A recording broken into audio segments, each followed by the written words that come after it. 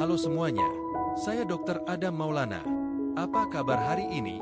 Semoga Anda dan keluarga selalu diberikan kesehatan, kebahagiaan, serta berada dalam lindungan Tuhan Yang Maha Esa. Terima kasih karena telah meluangkan waktu untuk kembali menyaksikan video edukasi kesehatan ini. Dukungan dan antusiasme Anda menjadi semangat bagi saya untuk terus berbagi informasi yang bermanfaat mengenai kesehatan telinga.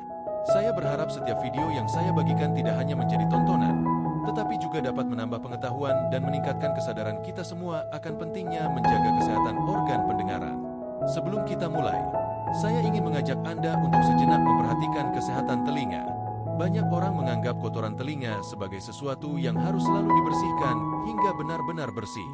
Padahal, kotoran telinga atau serumen memiliki fungsi yang sangat penting. Serumen merupakan mekanisme alami tubuh yang berperan melindungi liang telinga dari debu, kotoran, bakteri, jamur, hingga serangga kecil yang dapat masuk ke dalam telinga. Selain itu, serumen juga membantu menjaga kelembapan kulit liang telinga sehingga tidak mudah mengalami iritasi atau luka. Namun, meskipun memiliki fungsi sebagai pelindung alami, bukan berarti kotoran telinga boleh dibiarkan menumpuk terlalu lama. Dalam kondisi tertentu, serumen yang terus bertambah dapat menumpuk dan menyumbat liang telinga. Penumpukan ini seringkali terjadi secara perlahan sehingga banyak orang tidak menyadarinya. Akibatnya, telinga dapat terasa penuh, pendengaran menjadi berkurang, muncul dengingan, rasa tidak nyaman, bahkan pada sebagian orang dapat menyebabkan pusing atau gangguan keseimbangan.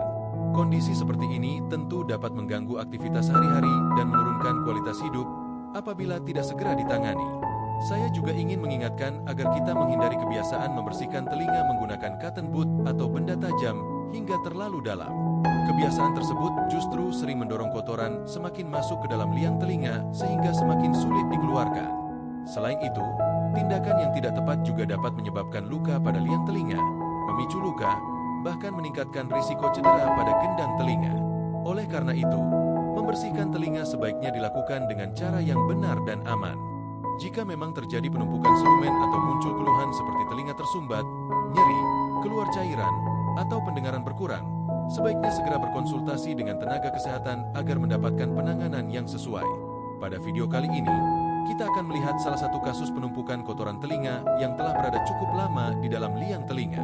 Melalui proses pembersihan ini, Anda dapat memahami bagaimana serumen dapat berubah bentuk, mengapa proses pembersihan harus dilakukan secara hati-hati, serta pentingnya menjaga kesehatan telinga sejak dini.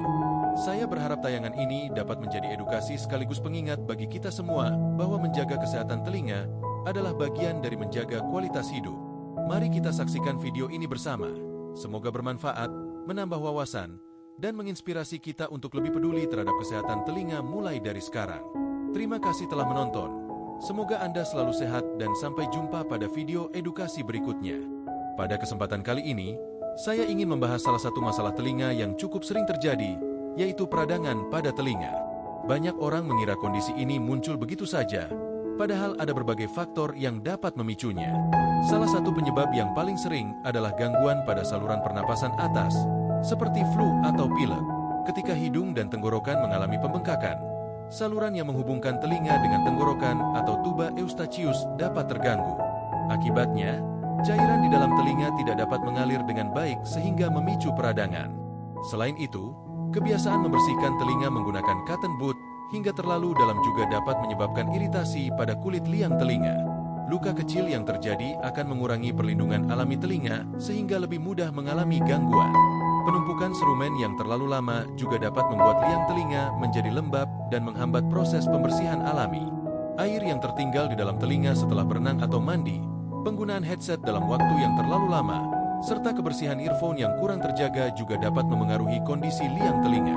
Lingkungan yang terlalu lembab membuat keseimbangan alami telinga terganggu sehingga kulit liang telinga menjadi lebih sensitif.